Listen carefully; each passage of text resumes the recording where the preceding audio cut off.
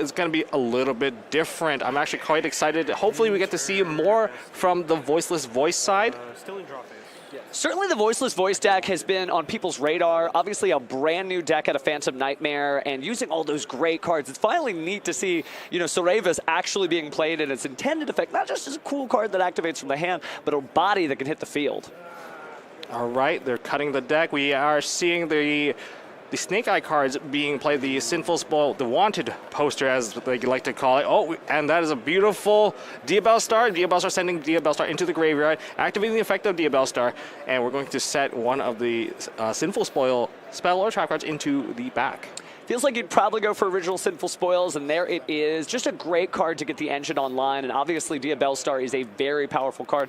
It's a shame that you have to send one to the graveyard in order to get Diabell Star out, but that does mean that now you've got two just in case something happens later. Now we got a normal summon of the most powerful card in the deck, I would say so, which is a Snake Eye Ash. Definitely been playing a lot of Master Duel lately. You are seeing Snake Eye Ash everywhere, and it is a very powerful card. It's versatile, gets your play started, and gives you early access to Poplar. We have a chain link in the new chain where after they added the Poplar, there is going to be the Drone Lockbird coming down. Is that going to be enough? We've seen this time and time again. We have both the Diabell Star and there's already original in the back.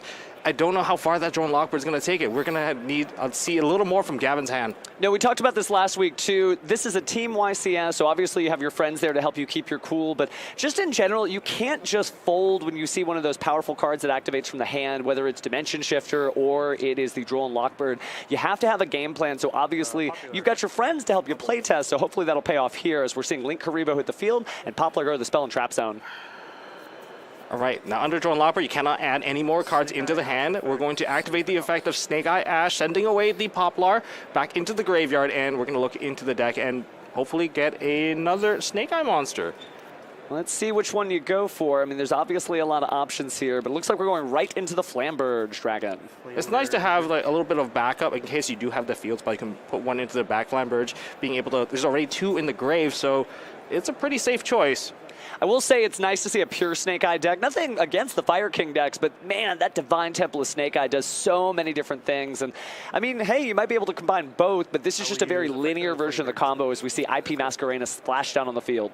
I think that is a little bit forced at the moment thanks to the Drone Lockbird. Now we're summoning back two of the level 1 fire monster thanks to Flamberge Dragon. Anything here?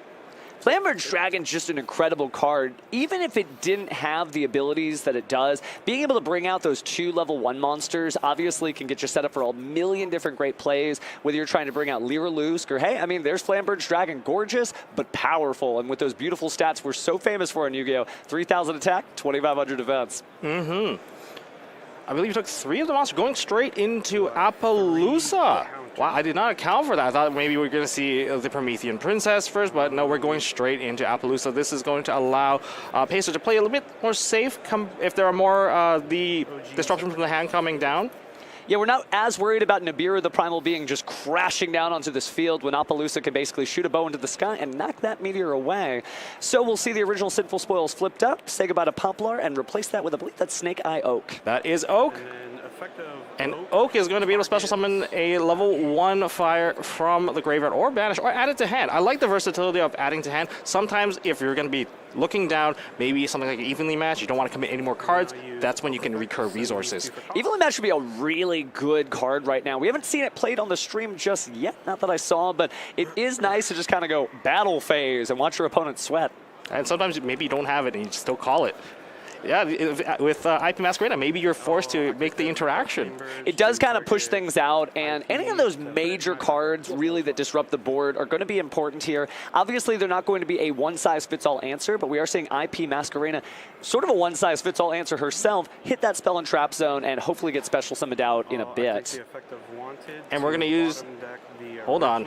I don't think this particular play is allowed. There's yeah, we're minding the Drone Lockbird. We've got the hardest working judges in Yu-Gi-Oh! There, but luckily the players was able to catch them themselves, so we're going to go ahead and put those back. Set one.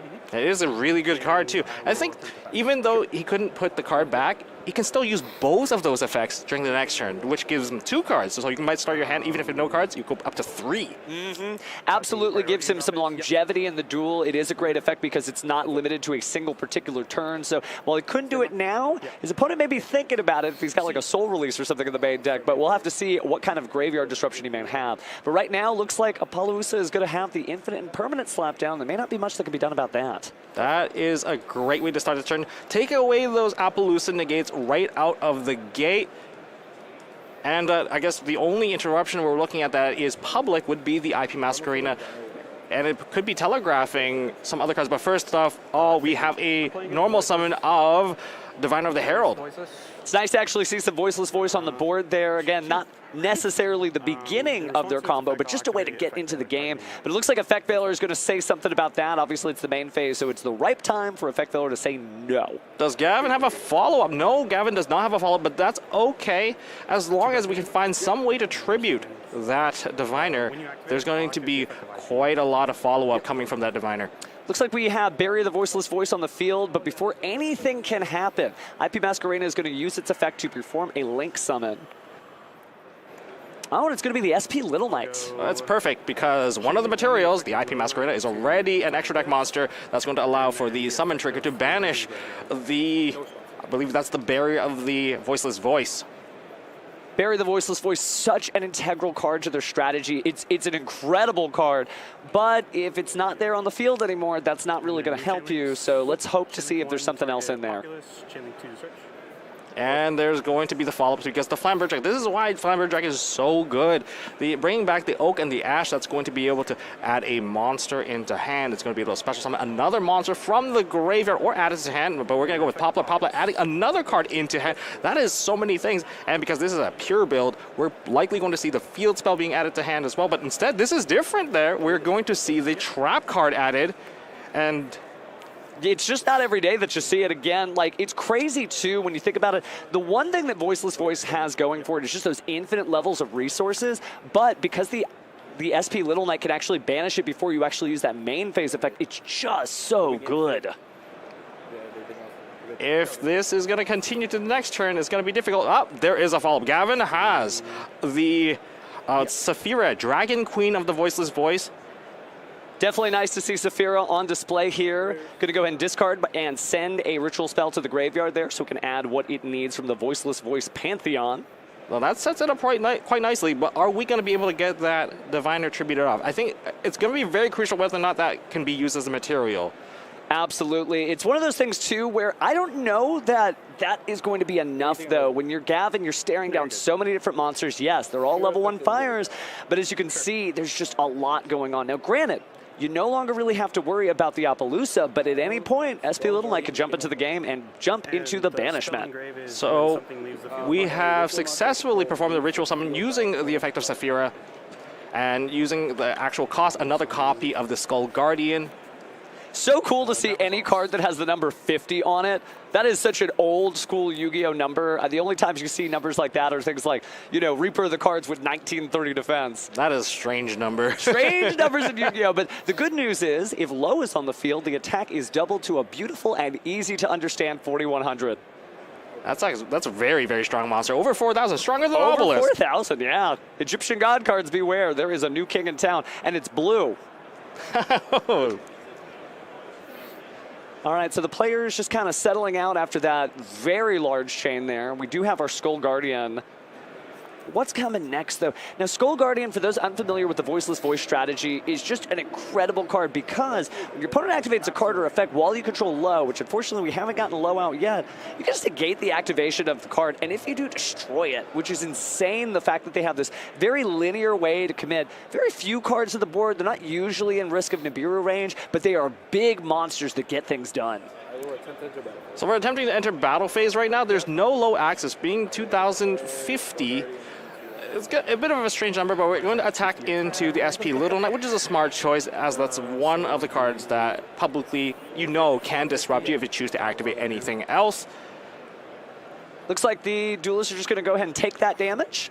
So goodbye SP Little Knight. I don't think he activated the effect of Skull Guardian on the ritual summon to add one of the cards. But that might have been intentional to make sure that he didn't run into SP Little Knight's trap. That's the difficult thing. It kind of reminds me of Arvada from the Fire King matchup. The monster's so important that you have to just play differently, go to the battle phase and eliminate it before you actually get to your real plays. That's true. And I guess because he also sent his other copy of Skull Guardian into the graveyard, he couldn't just take advantage of Prayers of the Voiceless Voice, the ritual spell. Whenever you remove one of those monsters off of the field, you get to summon another ritual straight from the deck.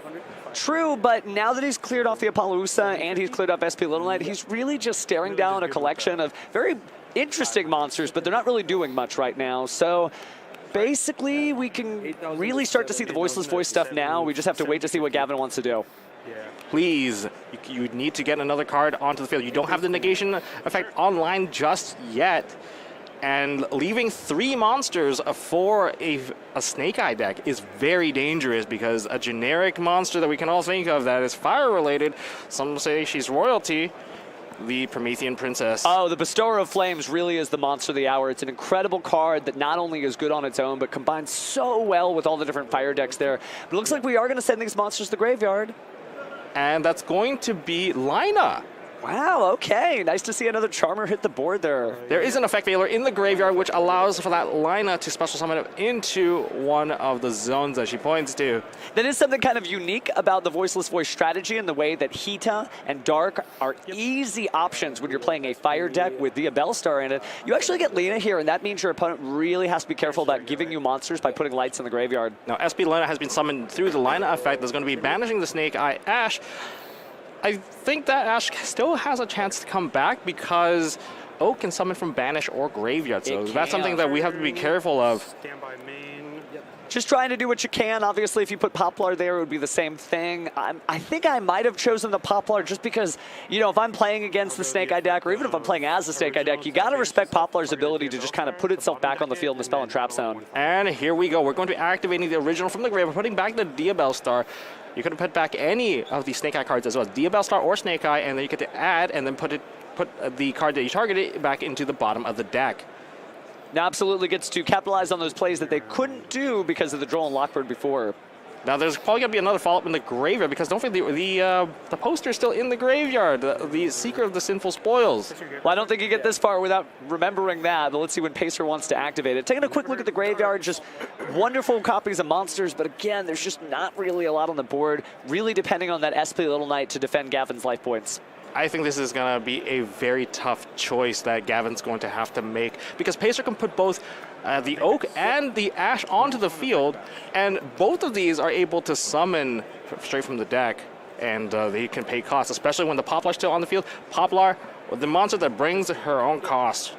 It is pretty difficult. When you think about it, like, there's a bunch of different times for SP Little Knight to kind of spring into action, but all of them could technically be the wrong time depending on how this duel goes, right? You might want to get rid of a Flamberge before it puts SP Little Knight into the spell and trap zone. You might wait for the Promethean Princess, but that sort of clears the board for them to do anything. And remember, SP Little Knight's only temporarily banishing them, so it's not really permanently getting rid of these threats. So this is a pretty difficult situation for Gavin, but he's hanging in there and he's got his best friends up there on the board. To kind of break down the current board, we have just added into hand the Divine Temple of the Snake Eyes. One of the scariest numbers, if you want to quickly just assess the board, the field we have, if there's over 4 monsters on the field, you are running into a long combo that could just take you out as long as they have the correct follow-up, and Divine Temple is one of those follow-ups. It's crazy that, like, the deck can just kind of keep going and going and going, and it's not necessarily that scary. Oh, are you kidding? This is unexpected. We're seeing the Underworld Goddess of the Closed World using the SP as material. A little bit heavy on the material since SP already counts for 2 and we just used all the materials. You had 4. Yet Pacer decided dedicating all of its costs. Well, I don't want to get those materials in the graveyard. My apologies to your speakers back home, but it's so exciting to see somebody link summon using both sides of the board. Again, it's our equivalent of super polymerization, but in a gorgeous shade of blue. That's right. And now we have used the Wanted, the Seeker of the Sinful Spoils, drew another card. Now, Goddess is kind of incredibly scary here because of its ability to negate the activation of effect in the graveyard. That's pretty important, actually, for this duel when you think about Voiceless Voice. Like, there's a lot of things that could say no to. I think the key card to say no to would be Low. 100%. Low when she tries to summon herself back? No. Yeah, we're going to negate that activation. Low, you can stay low. The graveyard is where you belong if you're a fan of the Snake Eye series. But, man, for Voiceless Voice, they haven't caught a break yet this match. But, again, it's 2 out of 3 duels, so it's going to be a good one. And we are placing onto the Spell and Trap Zone Snake Eyes Flamberge Dragon through the Field Spell. Field Spell so powerful, just being able to have somebody jump up to the front line there from the Spell and Trap Zone to the main Monster Zone. There's been so many cool decks that have come out just in the last year, right? We got additional Crystal Beast support, we had the Centurion deck, and this really takes the cake in just how powerful, versatile monsters jumping back and forth can be. And turn has gone back to Gavin. Gavin's certainly thinking about what he can do, but obviously Pacer may have a couple of plays. No? Now, the face down that Pacer has just said, likely being the trap card, a startling stare of the Snake Eyes, which he added earlier during Gavin's turn. Not a card you see every day. It's nice to see people running all of the Snake Eye package. No, you're fine. Again, for those unfamiliar with that trap card, you get to target a face-up monster your opponent controls or in the graveyard, place it face-up in its owner's spell and trap zone as a continuous spell, just like we were talking about with Crystal Beast, or target a monster card treated as a continuous spell and special summon. Spell and Trap in the side, or rather in the back row for Gavin.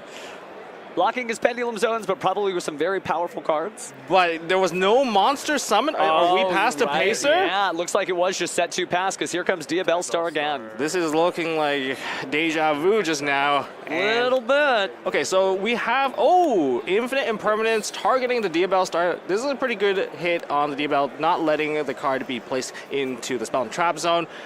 But there is a follow-up of the Snake Eye Ash. That just makes it so difficult. Now, speaking of follow-ups, we do have our table scores. Looks like Thaddeus, the A spot, took game 1. Pacer, confirmed we know, took game 2 on the B spot. And Dalvin took game 1. So take a look at this. I mean, literally just 1-1-1. That means that all of the red team is in the lead. So, busting it down on Fire Island, man. Fire King Island's having a good time. We have a continuous trap card, Summon Limit. This is actually a great move for Gavin. It sets everything up perfectly because that's the 2 summons. There's nothing moving further. You can't go into a Nightmare Phoenix to take it out.